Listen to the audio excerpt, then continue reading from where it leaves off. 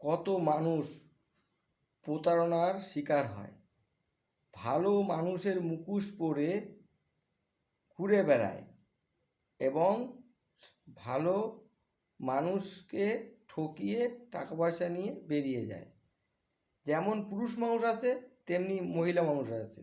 দেখতে শুনতে মহিলারা যদি একটু ভালো হয় তাহলে তো কোনো কথাই নাই। সেই মহিলাদের বিয়ে হয়, বিয়ে হওয়ার পরে স্বামীর নামে বদনাম দেয়, স্বামী মদ খায়, কাজ করে না, ইনকাম করে না, মারধর করে, বাড়িতে এসে ভাঙচুর করে, গালাগালি করে, এই বলে অবিবাহিত ছেলেদের কাছে যায়, গিয়ে এরকম গল্প করে।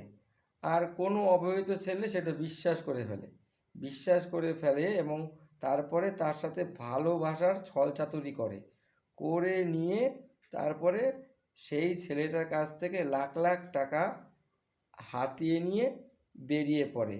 দেখা গেলো একটা বাচ্চা থাকলে বা বাচ্চা ছেলে বা মেয়ে থাকলে সেই বাচ্চা বা ছেলেটাকে বাচ্চাটাকে নিয়ে চলে যায় সেই অবিবাহিত ছেলের কাছে, গিয়ে ওরমভাবে গল্প করার পরে বেশ অবিবাহিত ছেলেটা তো সত্যি তো মায়ায় পড়ে গেল।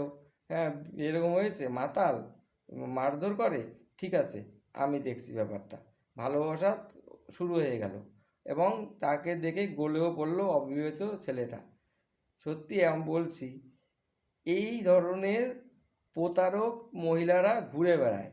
সব কিছু বিজ্ঞান আবিষ্কার করেছে, কিন্তু এরম একটা যন্ত্র আবিষ্কার করতো যেটা সেই যন্ত্রটা ওই মানুষটাকে শরীরে ঠেকালেই মেশিনটা সিগন্যাল দিত যে একটা প্রতারক, সাবধান হন, আপনি সাবধান হন, এ কিন্তু একটা প্রতারক মহিলা, আপনি সাবধান হয়ে যান।